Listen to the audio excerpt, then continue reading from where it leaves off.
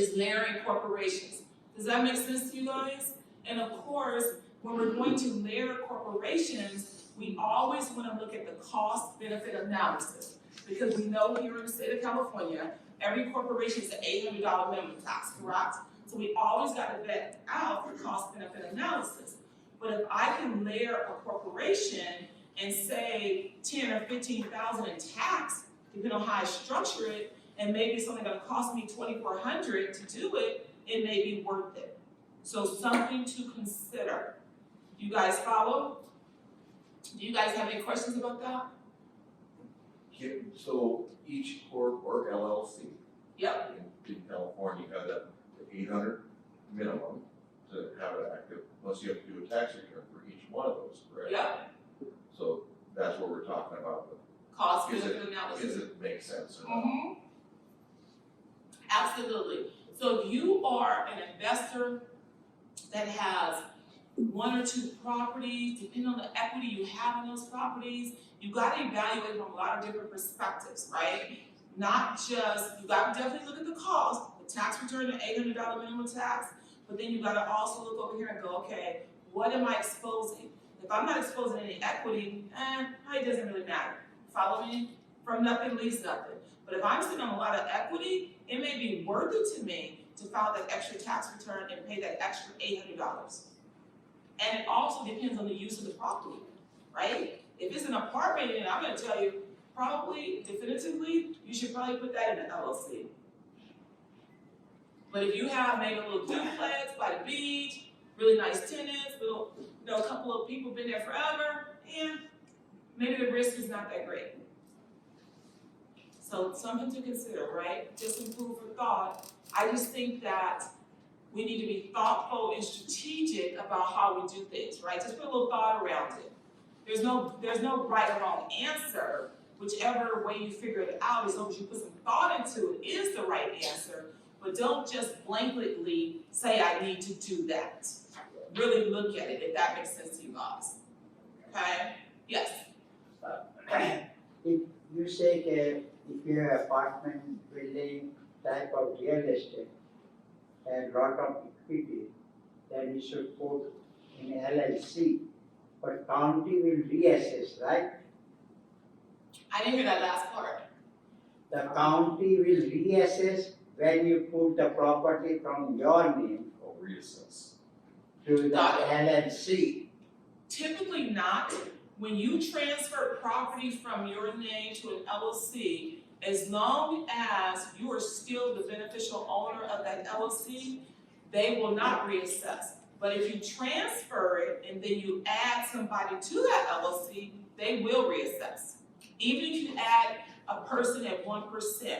So I can tell you that, I don't know who the individual is, but there's an attorney out here in Orange County that always recommends that you transfer a property to an LLC and then you add somebody else as a 1% owner. And the minute that happens, your real estate is going to get reassessed. And some people have been sitting on some very low real estate values for property tax purposes, and now the property tax has really jumped up. Yeah. So I'm going to tell you, you want to make certain that if it's in your name, that when you transfer to that LLC, you better be the only owner of that LLC. Don't add somebody extra to it.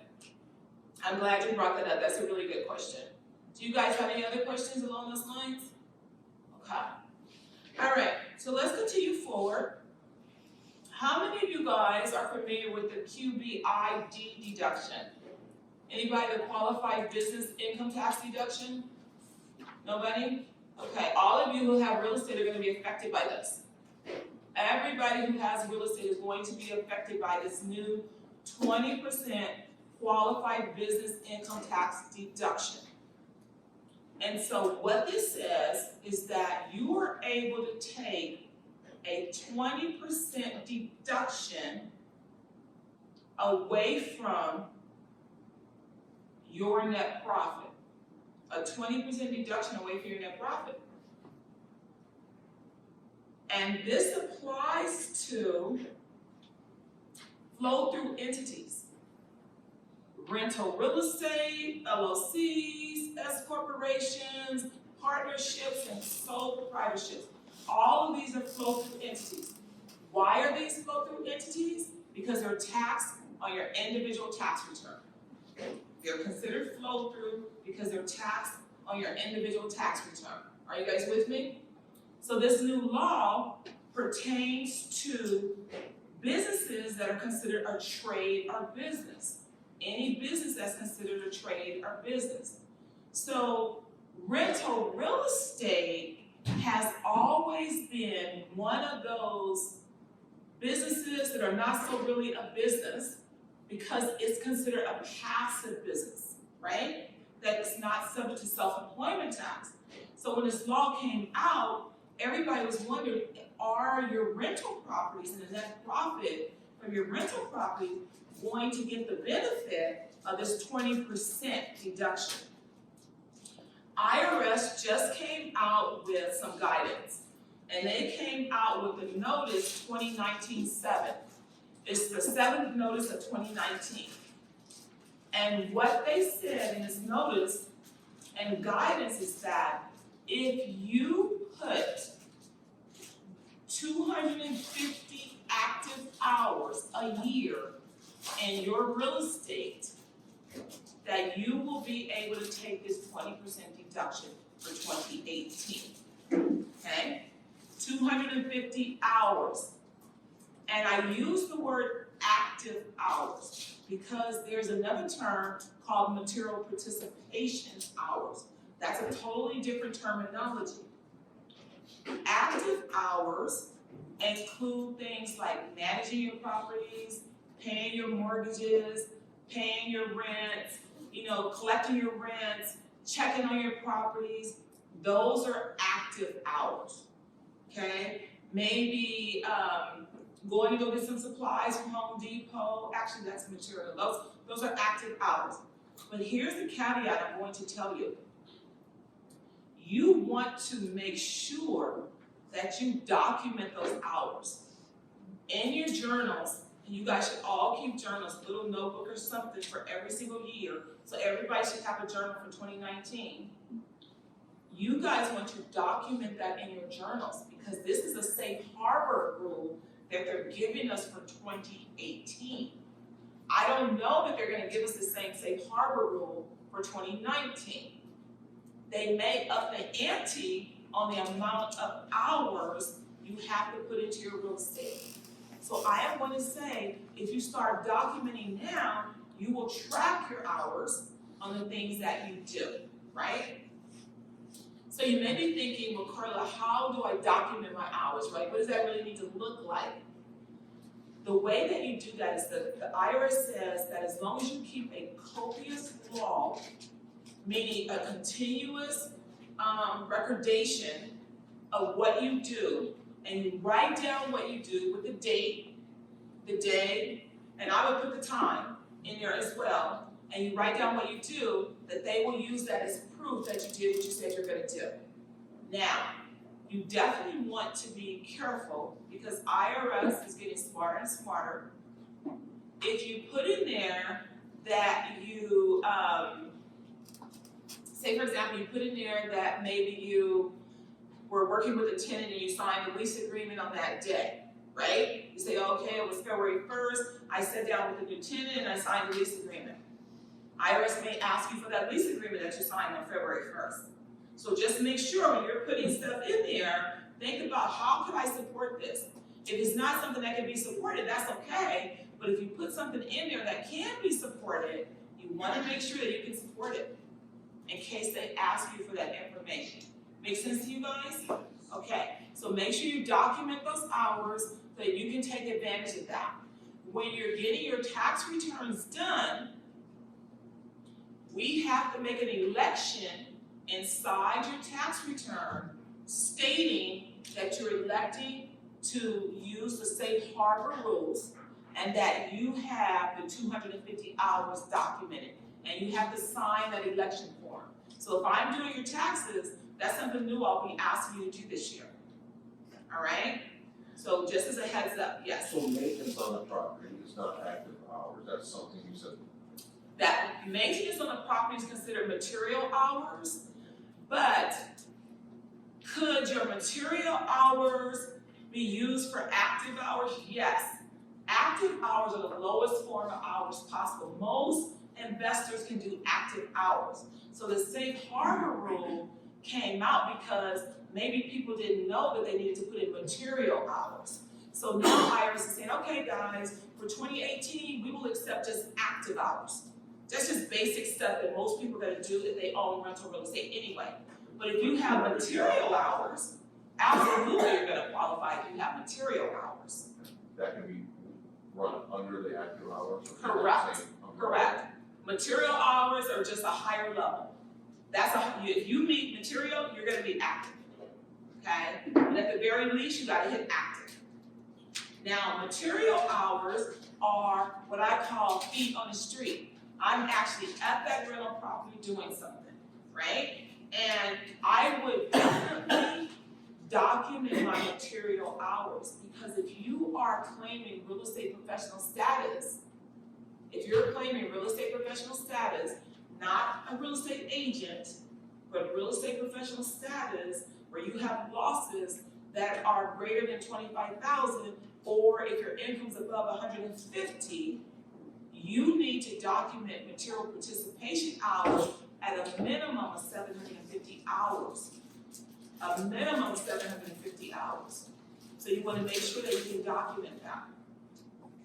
Okay, so again, material participation, feet on the street, you are located at the property, you are doing something to the property, whether it's meeting somebody there who's working on the property, cutting the grass, painting the property, fixing the plumbing. Material participation means that you are actually engaged in doing something at that property. Okay, yes, So this is only for Schedule E and not Schedule A? correct. That is correct. So that gets you to 20%. Correct. But now, go back to that, what's that 20%? You just don't get taxed on that first 20%. Correct. So that goes untaxed altogether, 80% what you get taxed on. Correct. So it's worth Yeah, 100,000. it's worth it. It's something new this year, yes. It's material hours, which is also 150 hours, would that be? Repeat that? The material hours, that's not 150. The minimum is 750. That's 15 And hours. so the reason why I say the minimum is 750 hours is because if you also have a W-2 job where you are working and earning income, then you have to at least put in 50% of your earned income hours in your real estate. So if you're working a job and you're putting hours over here, you gotta match it over here. That's why I said the minimum is 750. Okay? Some clients work full-time jobs and they can't match it because they actually rehab their properties. They actually they're fixing up properties, they're working on the properties, they can match it. If you typically are in a W-2 job and you really aren't doing some physical labor to your property, you probably can't meet that requirement. Unless maybe you're a school teacher, you have summers off. Or maybe you're a firefighter, you're only working a few days a month. Like there are some cases where you can, but you definitely wanna look at that. Okay? And IRS will audit that issue. They will audit your material participation hours. That's for sure. That 750, is that something in the IRS rules, or is that just a guideline? That's someplace in the IRS rules. It's in code section 469. You'll find that. 750, just like you do an active hour in this. Correct. You're gonna find that 469, and you're gonna find that in regulation 1-469T. Yep, it's literally there. Okay. Are you guys with me so far? One question. Yeah. Are you lower money for rent properties or houses that you're fixing up, rehabbing, living? It's more for property you're holding for investment purposes, just rent, not necessarily flips. If you're flipping, you don't really have to worry about those material participation hours. If you're just a renter holding rental property, you do wanna consider your material participation hours if you're taking a loss greater than 25,000. Okay? If your loss is not greater than 25,000, you don't even have to worry about it. If your loss is greater than 25,000, you have to worry about that. Okay? All right, so there's a lot of changes to these laws this year, a lot of rules, right, that we have to follow. A lot of rules we have to follow. The good news is, if you guys keep your journals and you document things, that's your best case scenario, right? Is to always just document everything. I just believe that if you document stuff, you're gonna be okay. Do I have clients that come to me who are in audits with the IRS who didn't document? Yes, I do. So then what do we do in a situation like that? We go back and we document. That's not the ideal scene, but we're gonna go back and document it. And we're gonna use their records to go back and document it, okay? We're gonna use their calendar, we're gonna use the time when they were at their properties by, the checks they paid and the things that they did. We're gonna go back and figure it out, but we don't want to do that if we can avoid it. Yes? Does the hours spent documenting, does that come into play? That's interesting, I never had that question, I never had that come up with an audit. A lot of times. I would say my hours spent documenting this were 250 hours. I like you. I'm gonna make it to like that's an audit. I'm a document specialist. That's an interesting concept. I'm sure, right? You gotta manage it. That would definitely be a part of it. Yeah, for sure. That's a good way to look at it. All right. So let's talk about some ways that we can maximize our 2018 tax return. Let's talk about that. And when I say maximize our return, I really do maximize the return. Maximize our refund back to ourselves or squeeze out as much as we can out of that income tax return. That's what I'm really speaking about. Okay, so some things that you can do. I've mentioned this several times to you guys, is if you're sitting on rental real estate, to definitely consider a cost segregation study. This is your year, because you can do catch-up depreciation this year.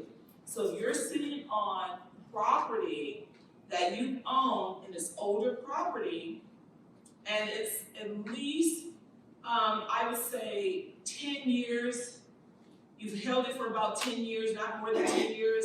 Depending on the size of the property, maybe you can go all the way to 15 years. But I've run some scenarios, if you've held it lower than 15 years, it may or may not work, depending on the value of that property. But for sure, if you're within that 10-year time period, a cost segregation study is something you want to look at.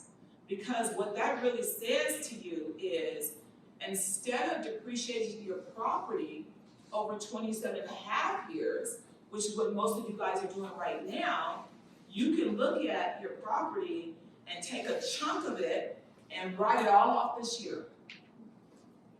Yes, you can write a big chunk of it off in the current tax year. So that's one way to drop your taxes fast and reduce your tax bill. You don't have to write it all off. We can choose to write off just enough to get you where we need to go on your taxes. Just because we have a cost segregation study done doesn't mean we need to take all of it, but maybe we want to take just enough to get you under a certain bracket or get you down low enough to get certain credits. There's so many ways we can go with that, but this is definitely a major consideration, is to look at doing a cost segregation study. Something to consider for 2018. And you can still get it done for it to be impactful on your 2018 income taxes. You guys follow me on that piece? Okay. Does everybody know what a cost segregation study is? No? Okay. So a cost segregation study is literally where they will come out to your property and they will photograph your property. And then we work with an engineering firm to build they will create a little replica of your property. And what they're doing is they're saying, okay, this property, when you originally bought it, you probably only did allocation for depreciation purposes for building and land. That's typically what's gonna happen when you put a rental property on your tax return. We're just gonna allocate whatever you purchased that property for, and let's say you purchased that property for $100,000, we're probably gonna allocate maybe $40,000 to land, $60,000 to building, just depending on what that needs to look like. We're not gonna allocate some to the plumbing fixtures, the light fixtures, the wrenches, the screws, the carpeting, the flooring. We're not gonna allocate to that because we don't really have a method for allocation. A cost segregation study allows for the engineers to go in and say, okay, when we look at your property and we pull up your records at the county assessor's office and the type of property you have, we know that you gotta have at least so many pipes, so many this, so many that. I'm not a construction person, I'm just saying, right? So many things to hold that property together.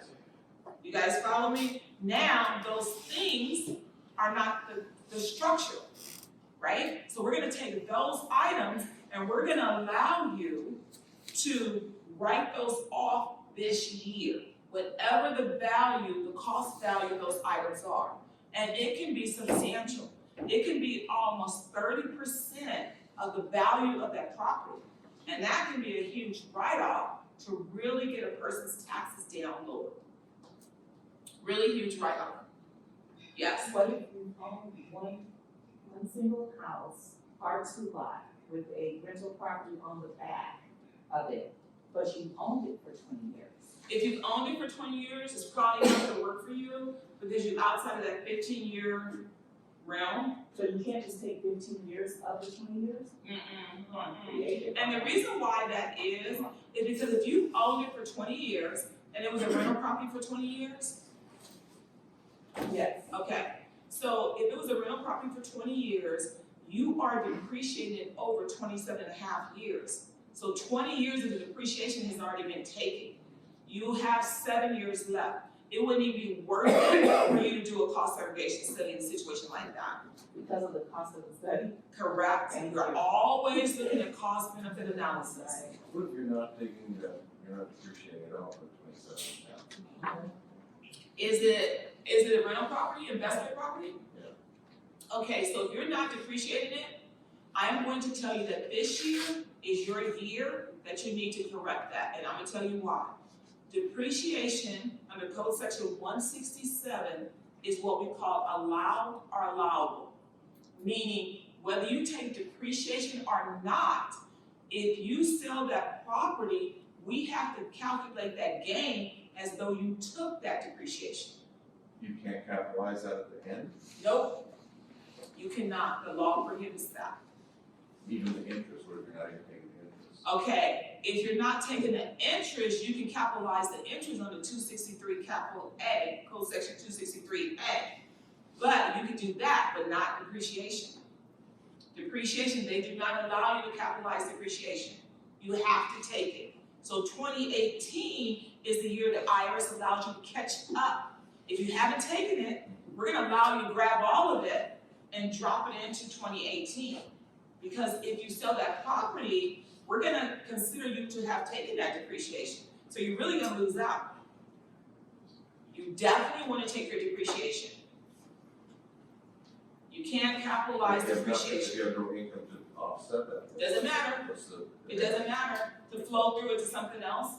So if you don't have any rental income to offset it, and you have other income on the return, it can flow through and absorb that other income on the return. If you have no other income, then you should be rolling that capital loss moving forward, a loss carry forward.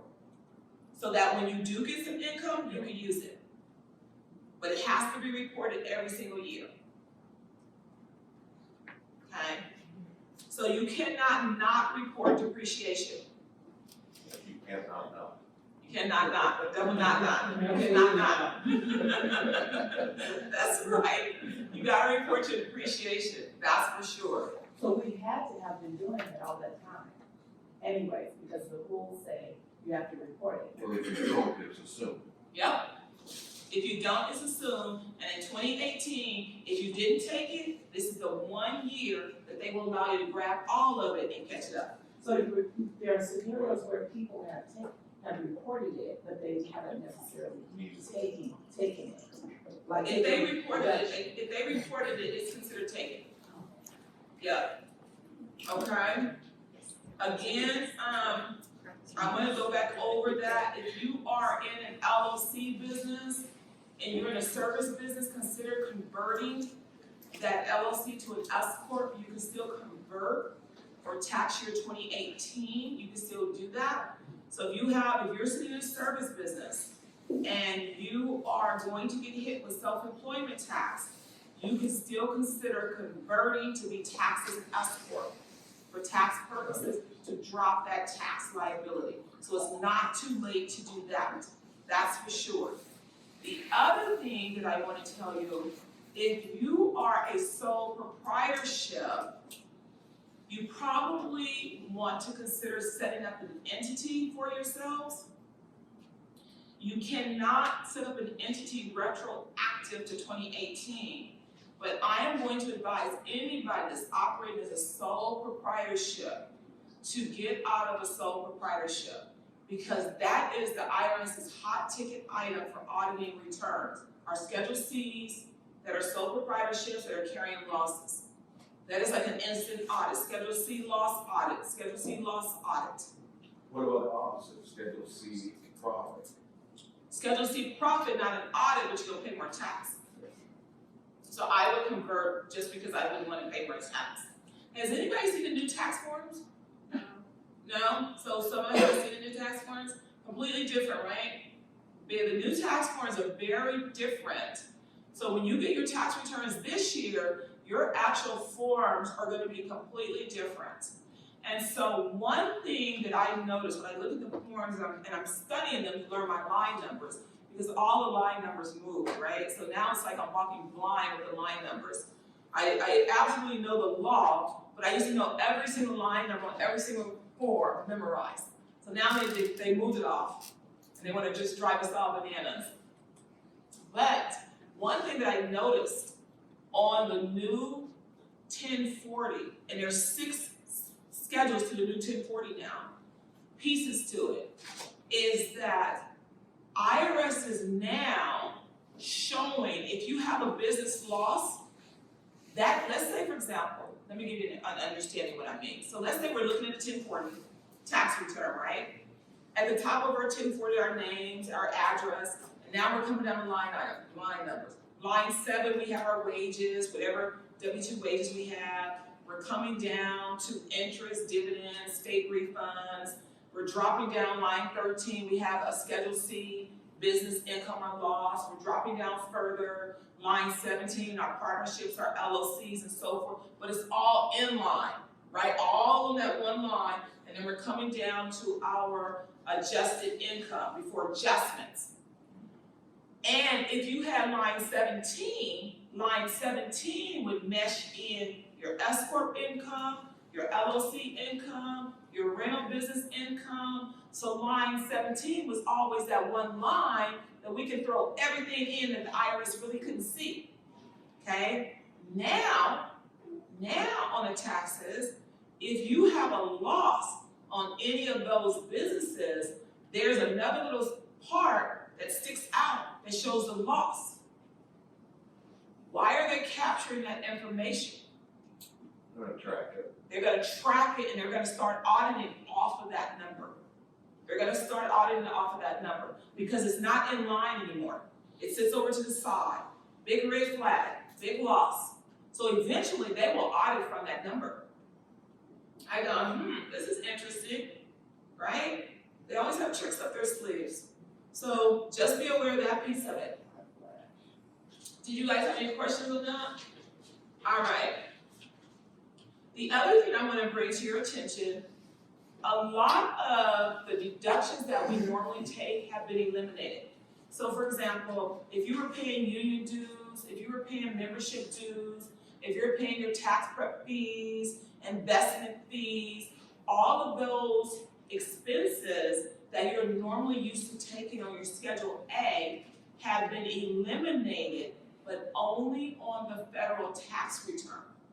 It has not been eliminated on the state tax return. So those expenses are still deductible on the state. Make sure you're still tracking those. I'm seeing a lot of clients that are not bringing in those expenses because they're under the impression that they're not tax deductible any longer. I'm getting a lot of clients telling me that their financial advisors are not giving them their investment fees anymore because they're telling them they're not deductible any longer. They are deductible on your state tax return. There is now a 3-page reconciliation between your federal return and your state tax return now. Your state tax return now will have additional schedules. It didn't used to be that way. It used to be that way years ago, but when they had the Prior Tax Act in 1986, they started to have the federal returns, and the state started to eventually conform to the federal, so the state returns were very easy to do. Now, we have a difference in conformity, 2 different sets of laws. So now your federal return will be one way with some schedules, and your state return will be a different way with extra schedules associated with it, okay? So it's a little bit different. Just realize that. Do not give up your tax deductions because you're not thinking that you can take them any longer. Make sense to you guys? Okay. All right. So let's talk about a couple of no-nos that you shouldn't do on your taxes, like really be prepared for this moving forward in the future, is, I call them the 3 big no-nos, is to really, really pay attention to big business losses. Big business losses, because of the way that the forms are gonna be set up now, IRS is going to zone in on those business losses. Now, if you have legitimate business losses, I believe in taking all your deductions that you can support. But also think in terms of be prepared for IRS to knock on your door. Should you not take your deductions because IRS is gonna knock on your door? No, you shouldn't. But just be prepared for it. Audits are gonna become more of a thing now. And you just want to make sure that you are keeping adequate books and records. Keep adequate books and records. Keep your business separate from your individual finances. Keep your business separate from your individual finances. I always say that if you guys have rental property, I would have a separate checking account set up for my rental property. Do not commingle those things together. Just keep those things separately. I am also hearing clients talking about putting their business-related expenses, those who are W-2 employees, firefighters, police officers, nurses, doctors, that have a lot of out-of-pocket expenses.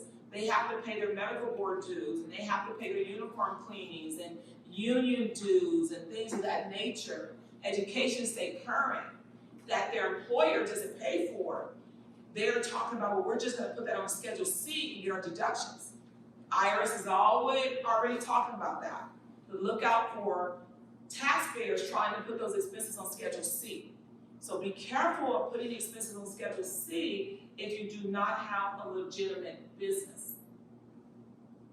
The other thing is, do not attempt to report entertainment expenses. Those are no longer deductible. So do not put those on your tax return. I already met with clients that, Carla, these are my entertainment expenses. They're not deductible. Do not put those on your tax returns. State or federal? State or federal. They're not deductible, state or federal. This Entertainment is on expenses. Schedule C. Correct. No entertainment expenses are deductible. But if you were a corporate LLC, that's a business expense. That's correct, but no entertainment expenses are deductible. Whether you're business, whether you're personal, no entertainment. So just don't call them entertainment. There's no more entertainment expenses. Even if you're a business, I'm very not entertained. do not entertain anybody. Yeah. No entertainment expenses. Let's not use that terminology whatsoever on our tax returns. That's not deductible. Maybe it's marketing, maybe it's advertising, but it is not entertaining expenses. Stay away from that. Okay, you guys with me? Okay. Is your yacht lady still able to use her yacht? Yes, because she used her lot for business, for marketing, Not entertaining. not entertaining. I don't have clients entertaining. Well, she can do that. No clients are entertaining. And the reason why I'm telling you guys this is IRS is coming out with their, when there's a new law change, IRS will come out with guidance, right? They'll start issuing notices and we'll start getting treasury regulations. But the other thing that they'll start issuing is the new audit guides, how they're gonna audit now. And I think I told you guys that one of my dearest, closest friends that I went to high school with, she works in Internal Revenue Service. So she tells me about all the things that are coming down. Carla, you're gonna wanna look out for this, and you're gonna wanna look out for that. So I'm bringing you information that is literally hot off the press. They're coming up with their new audit guides, and these are gonna be the things that they're going to tackle. So we wanna get ahead of it so that we don't get ourselves in a slinky. But at the end of the day, if your business has a legitimate loss, I want you to take your loss. But I want you to be prepared to have everything documented, so if IRS knocks on your door, we can support those deductions, right? That's what's really, really important, okay? So a couple of other things that I wanna go over with you guys. What do you guys think you should do? In light of all of these tax changes and all the stuff that is going on, what do you guys think you should do? Move to Australia. Can I go? What should we do? Yes, What's rated? incorporate? What else should we do? Document, Document, what else? have the right business entity. You guys are listening tonight. I need you. Have the right business entity. But most importantly, what we have to do is we really need to strategically plan your taxes. It's not business as usual. It is not business as usual. We need to be a little bit more thoughtful in the way that we're handling things. You know, it's really, as a tax professional, when I see clients come in and clients work hard, all of you guys have worked hard for everything that you've accomplished. And when I see clients that work so hard for their dollars, and then if there was something that I know that I could have done to save them, but they don't know, you know what I mean? It's like they're unaware of the things that they can do because they don't sit down and really think about their taxes. Most people don't think about their taxes until when?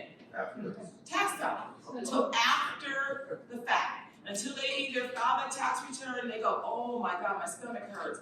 Oh my God, Carla, I'm sick, I gotta go. Carla, I used to like you. Carla, I love you, but I hate coming to your office, I hate getting my taxes done. And those are the clients that don't plan. Because the clients that plan, they don't have that burn. They don't have that angst because they've already planned to deal with those situations. So if there's one thing that I can tell you is that you absolutely need to take some time to stop and strategically plan out your tax situation. You absolutely do. Whether you choose to plan with me, or you choose to plan with somebody else, or you choose to just lay out your own plan, spend some time being thoughtful about your taxes. Because if you do, you will lower your tax bill. You absolutely will lower your tax bill. But if you don't put any energy in it, what are you gonna get? A letter. A letter from IRS or a bigger tax bill? Maybe a oops on your tax return, you don't know what to do, right? You don't want that.